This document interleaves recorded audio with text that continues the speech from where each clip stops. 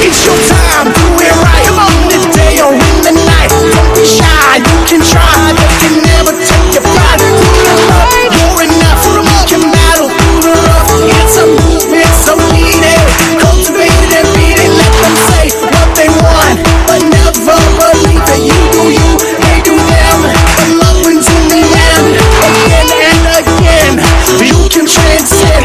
It's your time, do it right. Come on, today or in the night. Don't be shy, you surgical can mask, try. They can never take sorry your pride. वो मेडिट्रिप मेडिट्रिप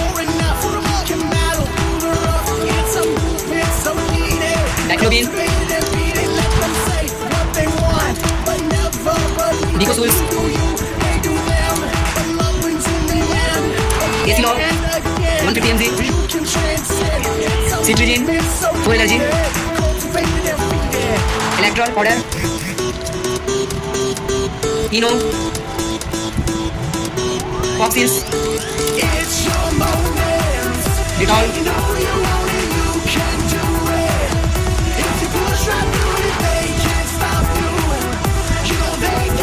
surgical mask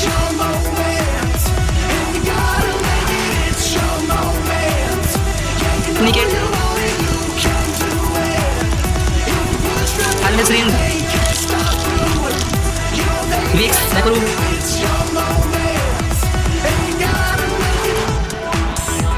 clot activator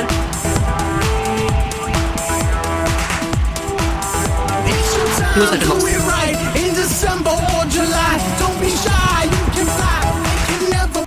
वगैरह लगा या फिर घाव वगैरह जो भी होगा बॉन्ड वगैरह उसे साफ करने के लिए सबसे पहले क्या करना है।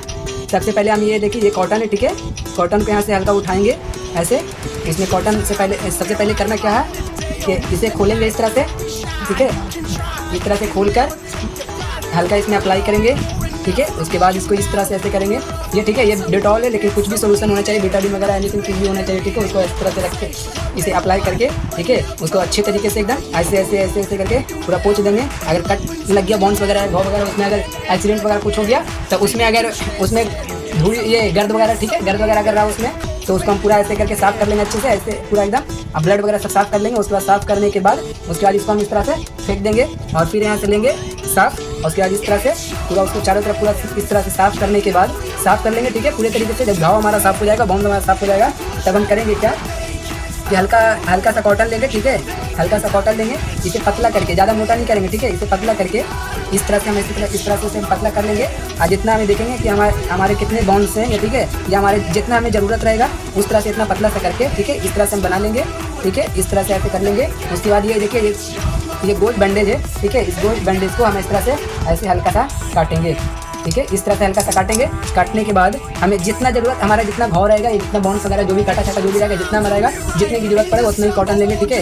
इस तरह से ऐसे रखेंगे, ठीक है। इस तरह से ऐसे रखेंगे, इस तरह से ऐसे कर लेंगे, ठीक है। और इस तरह से करने के बाद हमें इस तरह से अब इधर से चारों तरफ से हम ये कर लेंगे, ठीक है।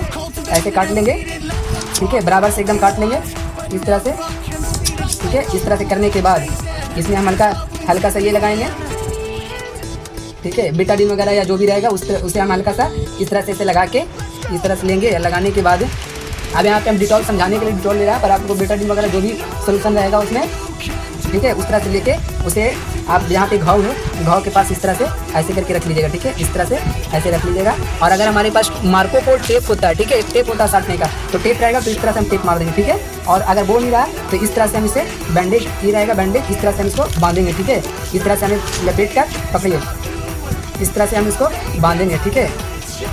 ऐसे करके इसको हम इस तरह से रख के उसको पूरे तरीके से जिस तरह से बंधा जाता है उसको बांधेंगे, ठीक है। उसके बाद फिर हम क्या करेंगे कि पेन किलर, इमरजेंसी में हम क्या खाएंगे, पहले पेन किलर खाएंगे ताकि दर्द से हमें राहत मिल सके। इस तरह से हम जाके बैंडेज अगर घाव हो गया या कट छट गया या एनीथिंग हुआ तो इस तरह से बैंडेज करेंगे, ठीक है। आई बात समझ में? Okay, that's all.